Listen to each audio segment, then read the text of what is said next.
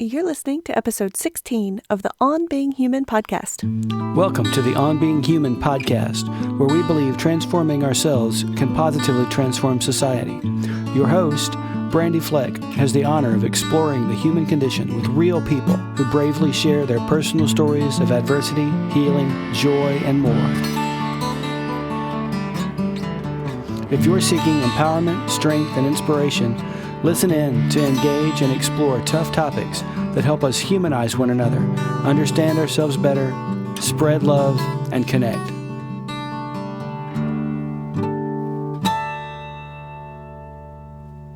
This week's guest, Leah Alton, really opens up about her adoption journey as a birth mom.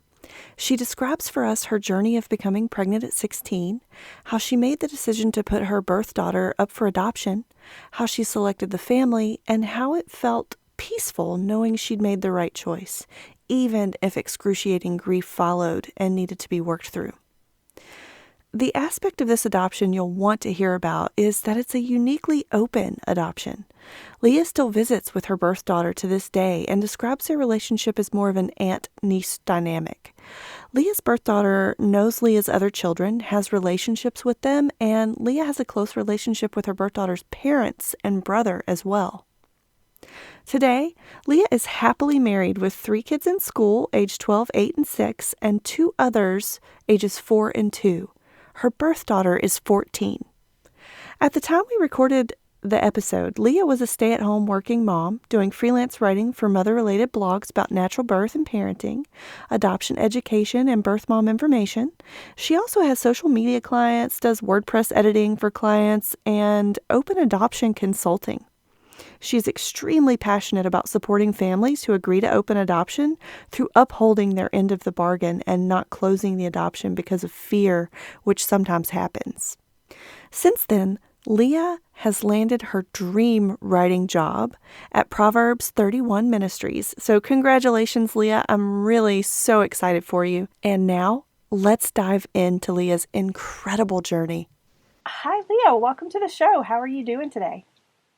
Thank you. I'm doing wonderful. It's nice to have some kids in bed and have a chat with you.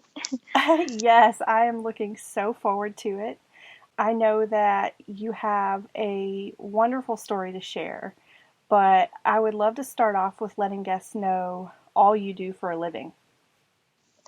I feel like I do a lot. I'll start with that I have 5 kids that I parent, so I'm at home with some of them during the day, and then I'm a freelance writer for several mom blog type things. I do social media for some clients. I do like editing and WordPress behind the scenes stuff for other clients. I kind of have my hands in little pockets everywhere, which is really fun because I can do different things that I'm passionate about. And I also do some adoption consulting to help hopeful adoptive parents kind of understand what open adoption is and more about birth moms and how they can learn from my story and what works really well for us so that they can put that in their future relationships and make it work better. Gotcha. So, yeah, well, lots of good things. Yeah, that's all really awesome. And so the writing you do, what kind of writing you do and what's it about? It depends on who I'm writing for. I've been doing a lot of motherhood type things and pregnancies and about birth. Because I'm really passionate about natural birth. But now I'm kind of out of that phase, so I'm moving more into adoption education and about birth moms. So I've been writing more about that lately, as that's kind of taken over more of my mindset. Gotcha. Yeah. That makes a lot of sense. We're definitely going to dive in to the fact that you are a birth mom and your story there. But before we go too deep in that area, let me ask you, what do you think the most important thing in life is? I think having love kind of covers everything. You know, love with your family, love with friends, love for your work, love for your passions. I think that kind of covers everything. That's the root of what everything is important to me. it boils down to. It's love. Gotcha. Yeah, love is really important. It's a big one. So I imagine you sort of thread that through everything you do, but how would you say you approach life? I approach life trying to learn from everything. I'm a big researcher, and I've a big trying to, look back at where I've came from and how can I take that and make myself better because of it. So I guess approaching it as much as I can positively, just because I want to constantly be improving and moving forward. Gotcha. So you said you have 5 kids. So what does a day in your life look like? I get up at 5 so that I can kind of prepare myself, and have some quiet before I have people, demanding things and all that kind of stuff. Mm-hmm. I get the kids up and ready for school. I have 3 in school, and their ages 12, 6, and 8. Okay. So I get them off to school, and then I have my 4-year-old and my 2-year-old at home with me. And so I spend some time playing with them. And thankfully they play pretty well together sometimes. And so I try to squeeze in some writing or, social media stuff while they're playing. And then when it's like nap quiet time, it's definitely work time for me. Mm-hmm. And then the afternoons is just chaotic, crazy, like get homework done, dinner, bed, all that. Sure. Kind of family stuff. Yeah. Sure. So it goes by really quickly and it feels very chaotic, but it's a lot of fun. Good. So now I would definitely love to dive into the fact that you're a birth mom. So what happened there? And can you tell us your story from the beginning of how you became a birth mom? Yes. I mean, like I said, I like really digging deep into like how and why I ended up where I am and like what I can learn from it. Mm-hmm. So, I mean, if you want to go really far back, like I was abused when I was 3 or 4.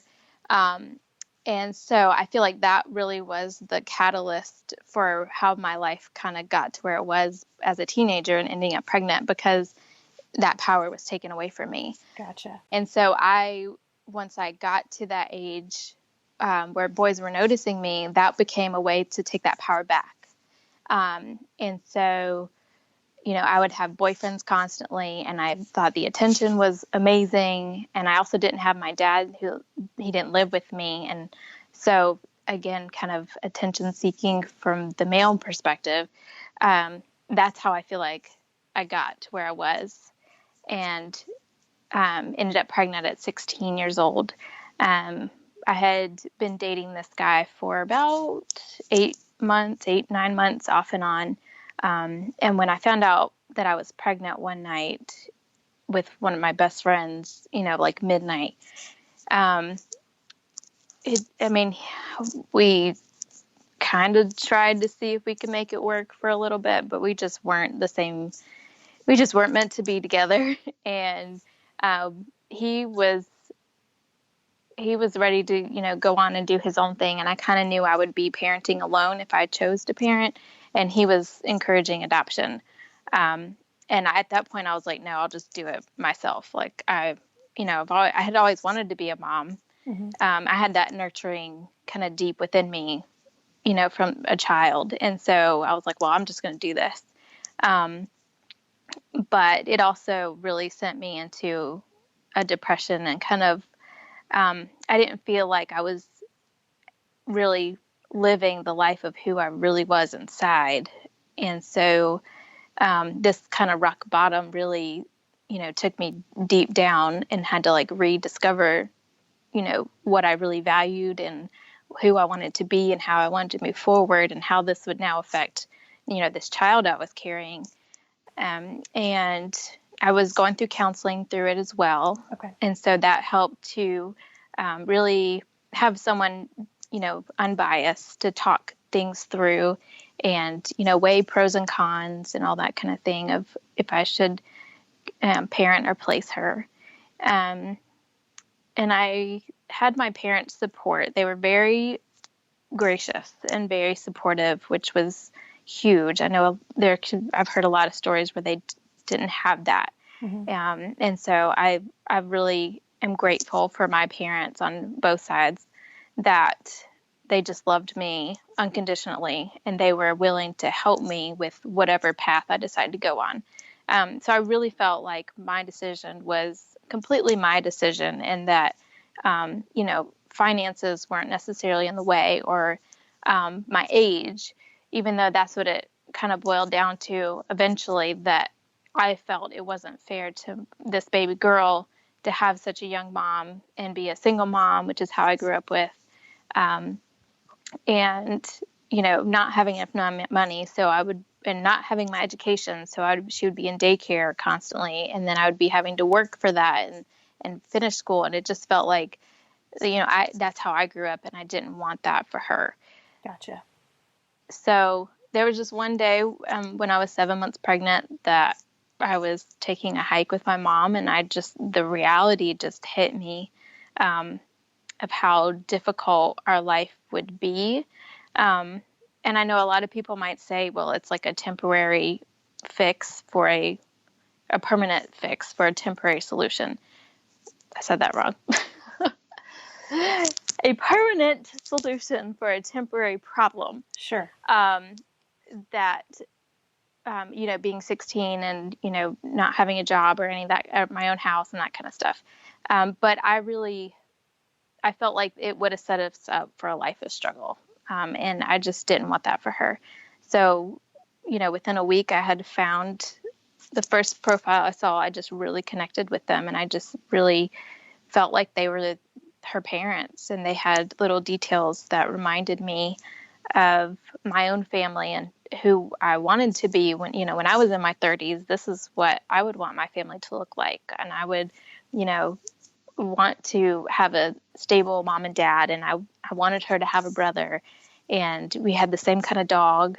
So that was kind of like a little connection that just felt like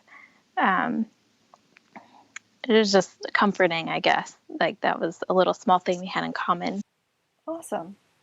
So yeah, we met a week after that, and again, everything just really clicked, and I loved their heart, not just for this baby that they were, hoping to welcome into their home, but for me as well, because they, we always have said that this is like a package deal. Like it's not just about this baby girl, but it's also like her brother that was adopted becomes part of, my family too, and we'll love him from the birth mom side.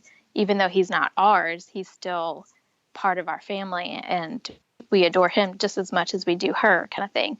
Gotcha. And we had the same heart for like openness of how we envisioned our relationship with visits and communication. And it's just, I was going to say, it sort of sounds like it was meant to be. Yes, I very much feel like it was. It just felt like supernaturally divine. Mm-hmm. Like it all fell these into little place. Yes, it just fell into place so easily once I had made that decision, that became a beautiful thing, and the weight was lifted that I had felt for so long, of trying to decide which is right and which is wrong for me. There was just this tug of war constantly when I was pregnant. But as soon as I made this decision and I had this family in my life, that weight was gone. And there was just so much peace that I was on the right path. Mm-hmm. And then, they were at the hospital when she was born 2 months later. And, the moment she was born, like I was overjoyed that I had, brought her into the world, and she was beautiful and all that. But I looked at her and I just knew, like, she is meant to be theirs. Like, that is her purpose right now. And I was like a tool in that, I guess. Gotcha. It was really neat. So, and now she's 14 and a half years old. Oh, wow. And it's been a beautiful journey. We're still close. And now we it changes as she gets older because it's more relationship of her and I, not just like me and her parents. So she's started to come stay the night with us in the summers for like a week. We've gone on trips together. We text and FaceTime sometimes when we like just miss each other. My kids love to message her and that kind of stuff too, because they miss her too. She's still very much, a sibling to them, and um, she's still part of our family. She just doesn't live with us. Gotcha. So a couple of things that you touched on that I want to ask about a little more is you mentioned a profile and that you found the family within the first week. So I wanted to follow up just for our listeners who may not know. Can you tell us what a profile is and how you went through it? This is sort of a three-part question. And then I'm curious as to how many of those did you go through before you found your family? And then I want to point out that this is an open adoption, which some people might not be familiar with. And so maybe we can go into the details of that a little later. Yeah, so a profile is basically a book, and kind of a book of pictures and writing, kind of telling about who a hopeful adoptive couple or parent is, just to give them a clue of their careers, their interests, if they have kids already, kind of just sharing their heart with an expectant mom who might be reading the papers, about their heart for them and the heart for adoption and that kind of thing. And then pictures, just kind of sharing, putting pictures with those words of sharing their life a little bit to give them an idea if they would be a family worth talking to or not. So nowadays it's a lot more fancy, Okay. I feel like, and there's a lot of websites that kind of take over that. Or I work with Erin Root, she's a graphic designer that makes like fancy, kind of photo book almost kind of things that, makes it really beautiful to look at. Okay. Which, I mean, we're a very visual kind of society. So, having a beautiful book to look at is a bonus, I guess. But I always say, like, I mean, your heart is what matters. You don't want to be fake in creating this. Gotcha. Because that is going to be a turnoff. Anyway, but when I was doing this, looking at profiles many, many years ago, the profile I chose was literally a flip book of like printed off, photos from like Walmart, in a book. Okay. And then just some like paper that they had, printed off at home. That's all it was for me. Okay. So again, it was not their fanciness that drew me to them. It was their clear, genuine heart. And just that they kind of met the checklist that I had that I was looking for in a family. Gotcha. I did see there was one other couple that I had kind of pulled aside that were like maybe contenders. And they had like a scrapbook because, back then, like, scrapbooking was a huge thing. And so that one was pretty and like unique and different. Gotcha. But they just lacked something that wasn't quite right for me. And so I never actually met them in person. But if I had met this family and it didn't go well, then I would have met them. Gotcha. So I only looked at 3 because my social worker said, like, we don't want to overwhelm you. Like, let's just start with these 3, see what you think. And if you don't like any of these, then I'll give you some more. And I didn't need to look at any more. The very first one, I was 7 months pregnant, and it was the hardest thing. Maybe not the hardest thing. Leaving the hospital was probably the hardest thing, but having this finality of like, this is my choice and I'm deciding to open this book and read it, to consider this as like a real option, was really difficult. But reading their words and reading who they are and the things they value, like I said, it kind of brought peace to that. And like, okay, I can do this. Like, I can try this out, and I can meet them, and, I can make this plan, and it could be a really wonderful option. Gotcha. So what was the other questions? Well, so I wanted to sort of talk about what open adoption is and what went into deciding what type of adoption you would have, like open versus a closed adoption. So when I was pregnant and I was kind of trying to decide which is right for me, I did talk to like teen moms who have been there, and I had talked to birth moms. And back then it was like Yahoo groups. There wasn't like Facebook groups, but it was similar kind of concept with forums where I could ask questions and read and learn from people's experiences. So in these groups, I learned that open adoption was an option. And it is where I met one of my best friends, because she had this open adoption that was wonderful. And, they were so supportive of each other and respectful of each other's different roles. And they loved their baby girl so much. And, they created ceremonies to really honor that, like when they left the hospital, and they shared pictures and they had visits. And, when she was sharing her story, I could see how that could be an option. Like, before, I only knew adoption as what a lot of people still think, that like you just hand your baby over and that's it, chapter closed, you never hear about them anymore. Mm-hmm. And I was like, I can't do that. Like, I love this baby and I can't just let her go. But once I heard about this option, and that it was still kind of new at that point, and it still is kind of new and growing. And that really opened my eyes to what could be if I found the right couple who wanted the same thing. Gotcha. So open adoption has so many different ranges of openness. There's some that are maybe considered semi-open, where they don't have visits, but they might exchange photos and letters of updates maybe once a year. And that may just be through an agency or through a Facebook group or something. And then, there's some that maybe just meet every few years, or maybe they have phone calls more often, or there's so many different ranges. And mine is, I feel like, extremely open, because they have so much trust in me. And, I've worked to prove that I'm a trustworthy, honest person, that I will take care of our baby girl, Mm-hmm. who's now a big girl.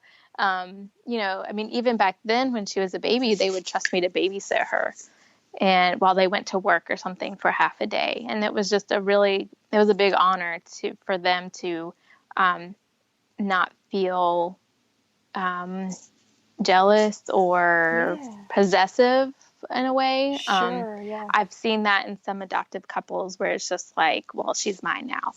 They've very much been like, you're her mom too. You're her birth mom. You have such an important role. She needs you in her life to answer her questions. And, she wants this time with you and time with her siblings. And so, like, whatever she wants, we want to help her to have her, all the pieces to her puzzle. And you're a part of that. And so I've been very grateful for that. That is really cool. Yeah, it's been very good. I feel like it's been very good for her, because I am here and she can ask me whatever she needs, whatever she's comfortable of asking, and just getting that time that a lot of adoptees and birth moms, didn't used to get, and which I feel like leads to more trauma and grief and things when there isn't that connection anymore. Right. So I think it's been a very healthy experience as much as it can. Like, there absolutely still is grief and loss for myself and for her. But I think having the openness helps us to navigate that a whole lot easier. I'm sure that there's still grief and loss to this day, but how have you learned to cope with some of that and maybe lessen the impact of it the biggest thing is my faith. I feel like having the faith that, something is divine and placed this for me and has the bigger picture in store, that helped me to kind of comfort and trust that plan and that process. And then the other thing, counseling was huge, huge, huge. I had an amazing counselor and social worker, and she was with me, through my pregnancy and several years postpartum and like into placement. And I'm still in contact with her today. So if I just really need to vent about something, or I need to just be like, I'm feeling this way. Is this normal? Or, I'm still, even though I'm not her client anymore, she's still available, which is amazing. But that counseling is huge, to have that, unbiased person to share your feelings and get different perspectives with. And she gave me a lot of tools to help encourage, releasing that grief and working through it instead of just bottling it up. Gotcha. So that it wouldn't explode later. So I feel like, dealing with grief as it comes and in the waves that it comes, it's never really had a chance to really, explode and crash on me. She explained it as, like you shake a soda bottle with the lid on. And then if you're just releasing a little bit of the pressure at a time, it's not going to explode on you.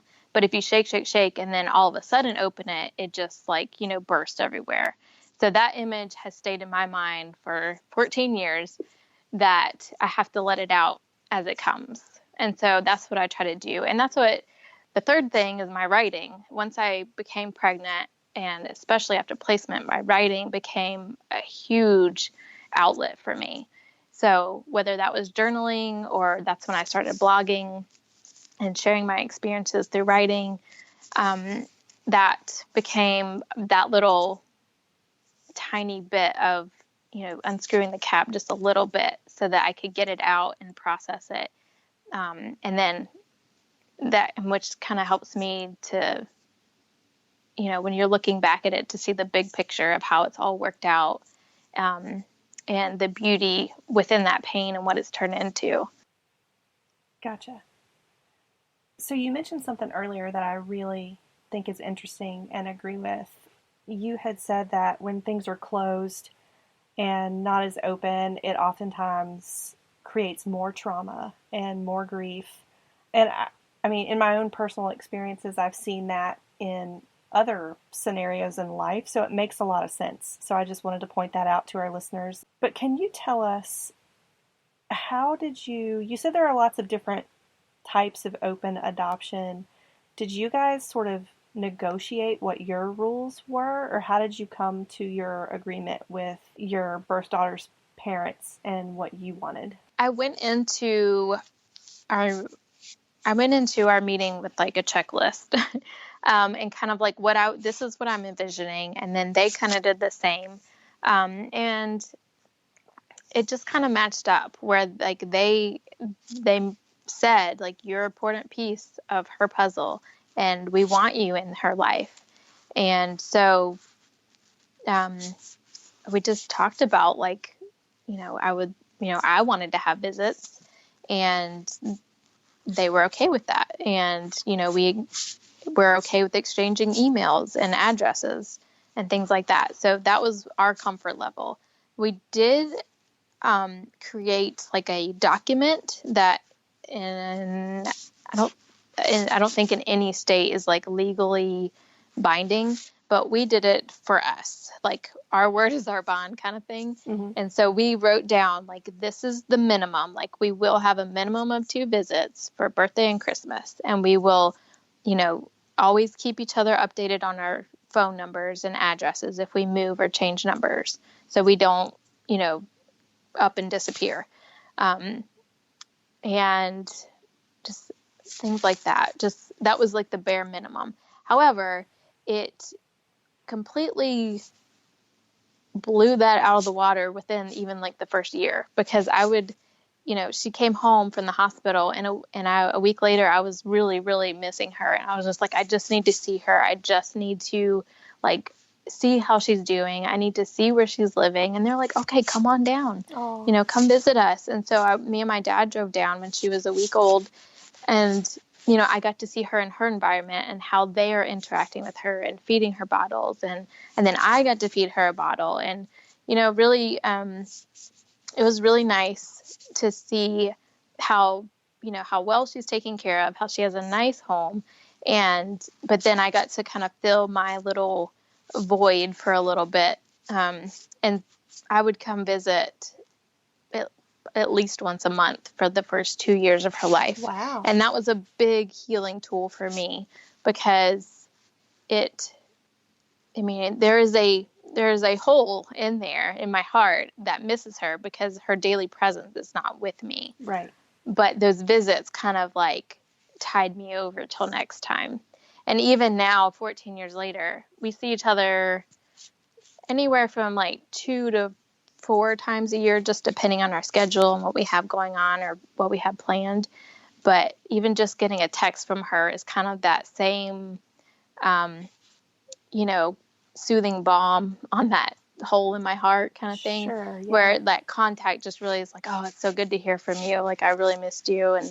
And I feel like it's the same for her. Like, there's times where she's just reached out to me because she needed to talk to me. Mm-hmm. So openness has been a really wonderful tool for healing for both of us, and that trauma that happens inevitably from the separation. Right. So how would you describe your relationship with her today? I mean, to be honest, it's wonderful, but it's also awkward. Okay. Because, she has these 2 families who love her very much. And obviously she's with her family all the time. So they have inside jokes and they have, their daily routines and their daily information. And I like to describe it more like an aunt relationship. Like, I love her so much and I love watching her grow and I love hearing her updates and seeing pictures and, celebrate her accomplishments. I love her visiting.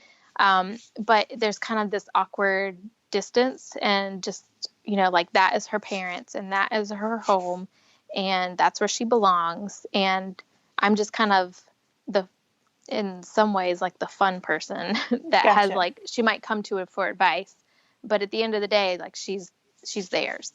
And so I think that's a little awkward sometimes for both of us because we know there's like this motherly daughter bond down in there, but it's kind of hard because we don't interact each other daily, that it can be awkward just to be like, well, what do we talk about? Or what doesn't she know about me that I should share? Or, if she's visiting, like, what's her favorite foods? What should I cook this time? Because I don't know those kind of things all the time. So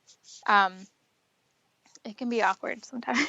Gotcha. But it's been interesting to figure all that out as she gets older and how to navigate that and,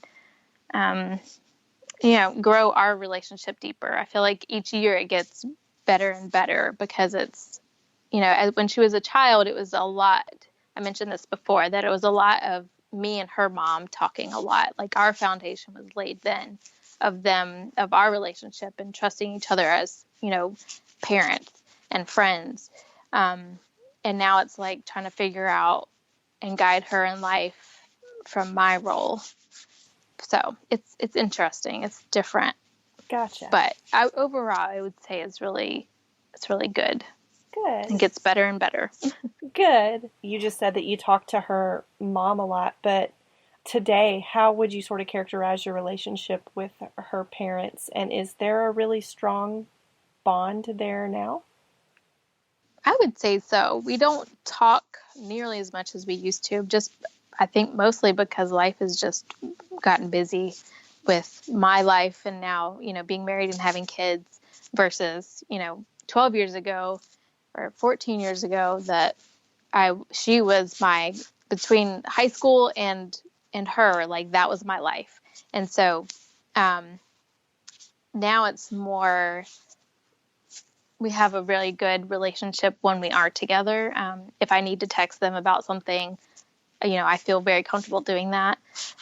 Even like the deeper things that, she might be facing being a teenager, that we kind of, I don't want to say co-parenting, because it's not that. It's not like I have custody of her or anything like that. Mm-hmm. But it's like this mutual respect of like, they're raising her, but then they'll still come to me and say like, hey, she's struggling with this. Do you have, you've been there. Could you maybe share your experience and how that was for you? Because I know she looks up to you and she would want to hear how you dealt with this situation. And so that's really, it's really honoring to feel like that they trust me for that and that they respect that important role that I have. And so I would still say we have a deep bond and love for each other as family. They feel like family. We have traditions and visits that are just like you would with an aunt or a cousin, or, like it's they just are family. They're Sure. extended. Yeah. Yeah. So it's beautiful. Awesome. Well, so what are some of the things in the beginning that you think helped build that trust between the two of you? Or the two different families, I should say. I would say the biggest thing is spending time together. Like, even before she was born, like those 2 months in between that we had to get to know each other, like I would just go visit, or we would meet at a restaurant, or they would come visit my house and things like that. And they would, they filmed their neighborhood and they filmed their house. So it really helped me to kind of trust them because they were sharing so much with me, and my parents were around to kind of help share stories of my childhood and kind of starting there as a basis, and just getting to know each other and, getting to know their extended family eventually. But really the fondest memories I have of her as a baby is when I would come stay the night, and I was there for a weekend a lot of the times, and, she couldn't talk. It was just me and her parents. And that's when that foundation really was laid, was like, sitting around their dinner table and hearing their stories and, how they view things and asking me questions. And it was just, that good quality time. Gotcha. That you can't really get just having like a formal meeting, like, really embracing each other as, an important person in each other's life. Right.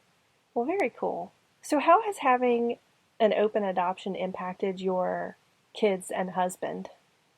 I don't think it has really affected my husband. I did feel, he was my first person that I dated after like 2 years, because after placing my daughter, I just was not interested in guys. I wanted to focus on getting done with school and really prove myself of, being responsible now.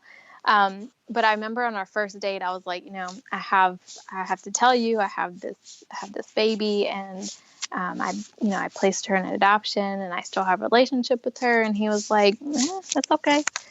It's all good. Cool. And his parents were the same way, which I was really shocked, because a lot of people would be like, what? So acceptance. Yes, it was a lot of acceptance, which is very good, because I think birth moms are very stigmatized, and, how could you do that? And thinking of us as, not loving their kids at all, or drug addicts or whatever. There's so many like extremes out there that most of the case is not true. So it was very good to feel accepted. And it's the same thing with him now. He, in our visits, like he jokes around and plays with her, just like he does with our kids. So he's completely embraced, that we have this extra person who just doesn't live here all the time. Gotcha. Yeah, so that's been good. For my kids, overall, adoption is their normal. They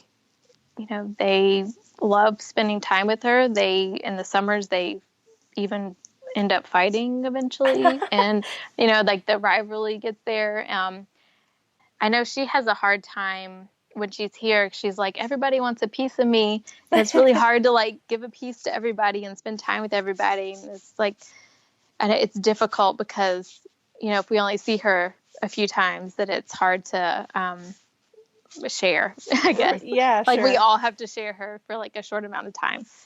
So we try to like I'll make sure to, just have time for me and her so that she's not all focused on the kids, because she comes here to visit me too, and Right. Vice versa. So there has been some hard moments though. Probably when my oldest was maybe 7 or 8. Mm-hmm. My oldest, Savannah, she's the closest with my birth daughter. They're very much alike, and they're only 2 years apart.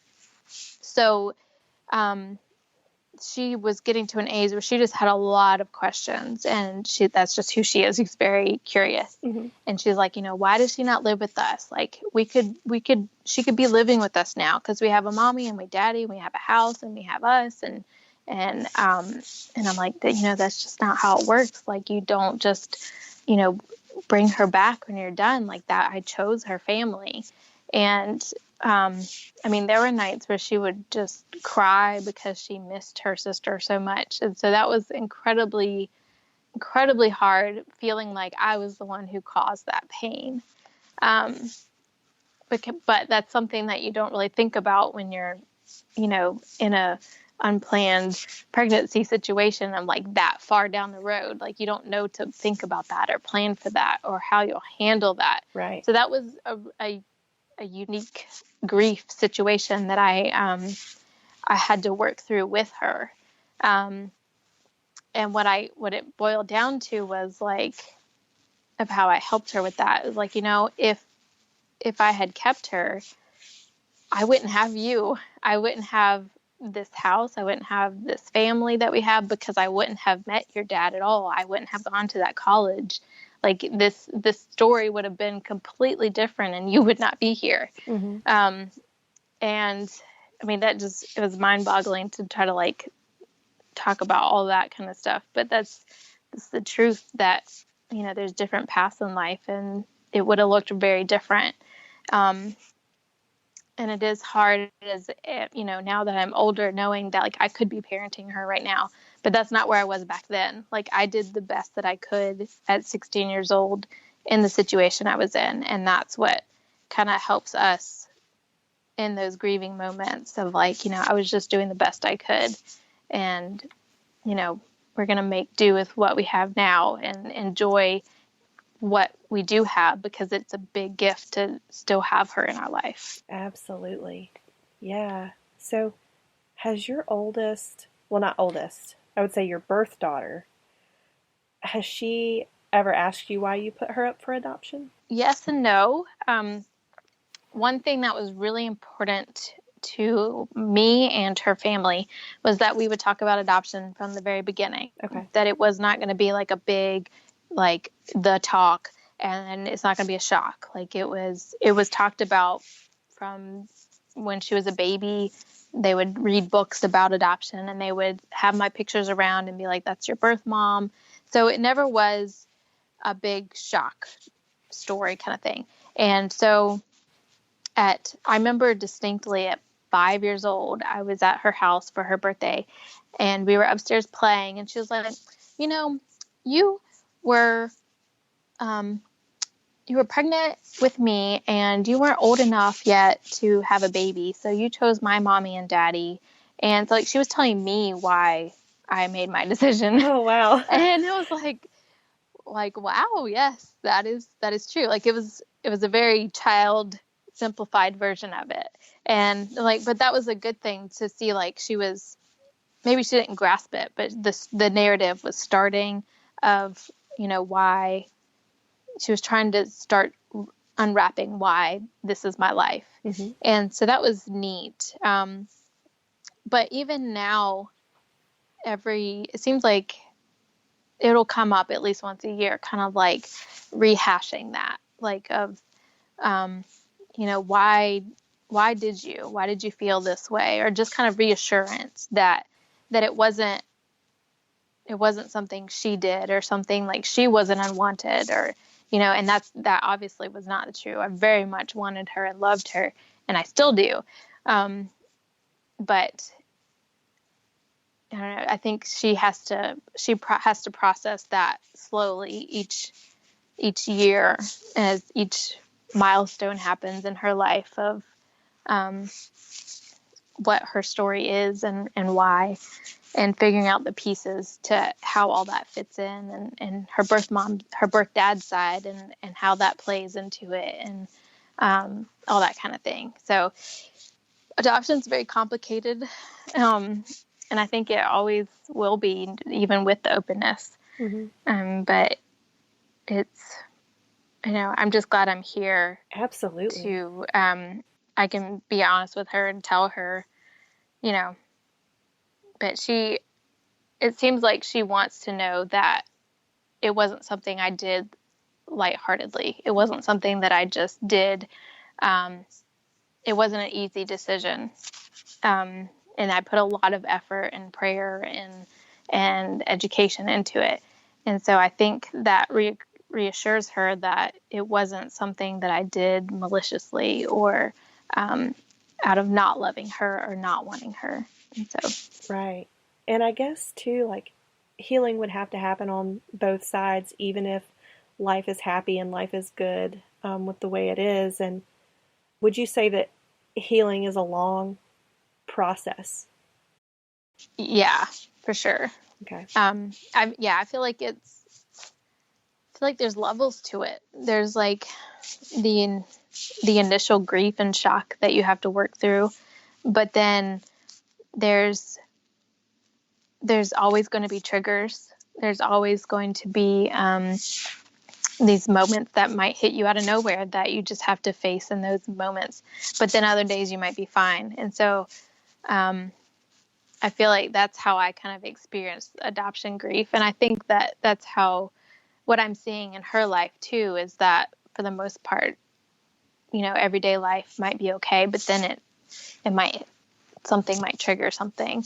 And I could see that being true for other grief, if family deaths, or things that happen that are part of healing that you're going to have to go through in life. That there's just so many different layers to it, and uncovering that, and going through the different layers of it. I like it. I agree with all of that. Now, let's dive a little bit into the blog that you have called The Grace Bond. Not only do you have that blog where your adoption story is, but you're also an open adoption consultant. So can you tell us a little bit about your blog, and also how someone can reach you for consulting? Yeah. So the Grace Bond kind of became my place of, dumping out feelings, like kind of like a journal, but more sophisticated way, Mm-hmm. so that I could educate people too about adoption feelings, of what it's like to be a birth mom, and how we navigate it with our openness and things. And that I do still experience loss and grief through that.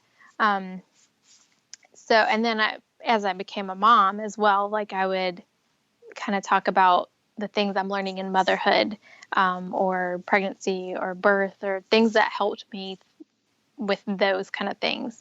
So it's kind of all over the place, but it's a nutshell of my life.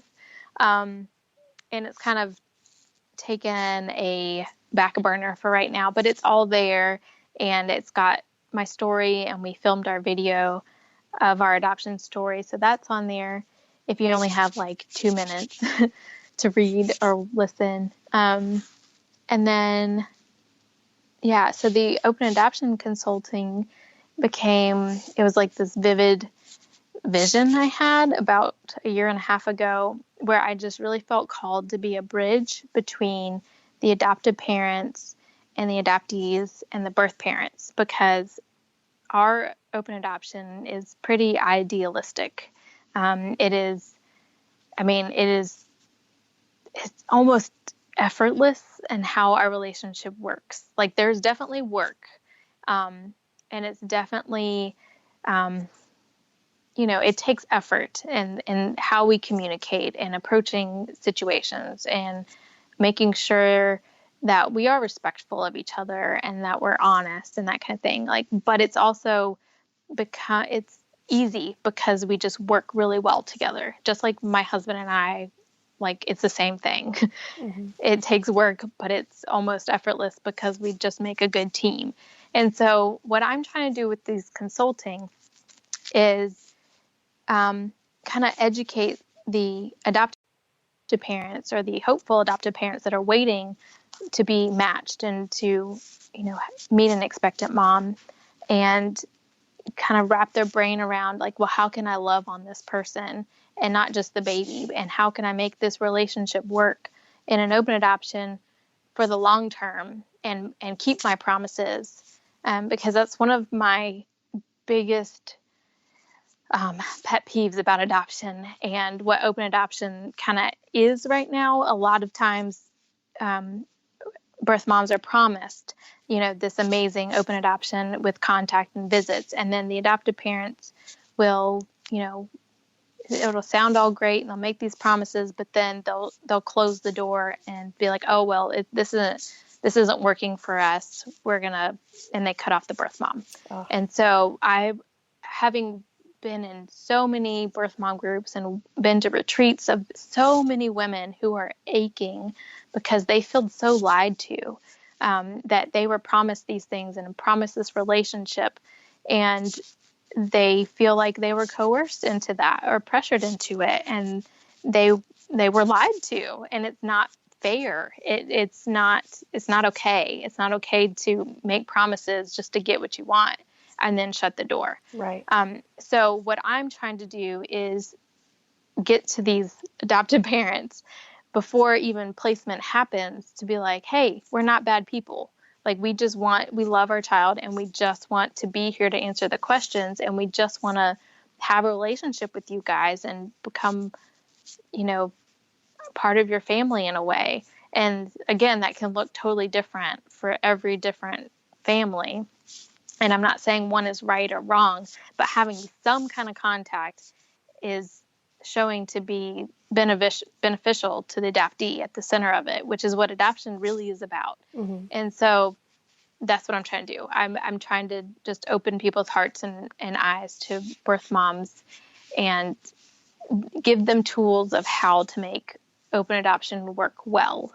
Gotcha. That's really cool. What is the website for that? Yeah, the website is openadoptionconsultant.com. Cool. So everybody, you heard it. The link for the Grace Bond and the Open Adoption Consultant will be on the show notes to this episode, so you can get those over there. And I've got 2 more questions for you, Leah.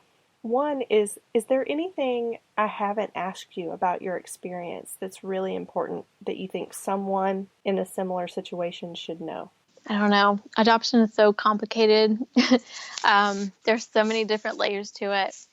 I think the biggest thing I would want people to know is no matter what side you are on, but they call it the adoption triad, the adopted parents, the birth parents, the adoptee, it all has loss, it all has grief, and it's all bittersweet. There's a lot of bitter, there's a lot of hurt, but there's also a lot of sweet. And so for me, the sweet makes the bitter worth it.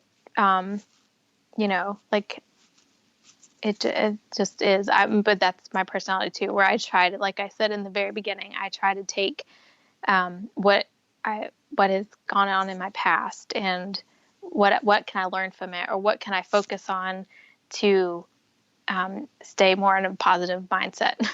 Gotcha. So yeah, and I would say to do your research and really educate yourself on ethical adoption, and to find like a ethical attorney or an ethical agency so that the birth moms are taken care of emotionally. Like counseling is a must, Mm-hmm. And it should be offered and provided for free for them. and do your homework. Awesome. And it's a lot of emotional, there's a lot of emotional things that you're going to go through no matter what side you're on, and finding support for that is crucial. Okay, a lot of great takeaways there. And then something I ask every guest on the show is, what does being human mean to you? I think it means, to me, being real. Having, I guess, kind of going back to the bittersweet things, like we all have flaws and we all have awesome things about each of us. And I think being real when we're sharing our stories and in our relationship with each other, that's what makes us human, not fake beings on social media or whatever. We're not robots. Yeah. We have feelings and we have flaws, and I think that's what is both frustrating and beautiful. Very well put. So that wraps up our episode. Thank you so much for sharing your story today. Thank you. It was a pleasure to talk with you. You guys, I was so excited to have Leah on the show. Her story is one of soul-searching, strength, resilience, and healing, and I hope you heard something that speaks to you. To find Leah's writing, consulting services called the Open Adoption Consultant, and other cool links mentioned throughout the episode, go on over to the show notes at onbeinghumanpodcast.com/episodes/016. Leave a question, leave a comment, and as always, we would love to hear from you.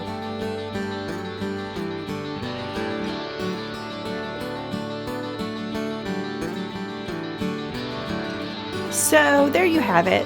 I hope you enjoyed this episode. Tune in weekly at onbeinghumanpodcast.com for more soul-exposing explorations of what it means to be human. Until next week, love to you all.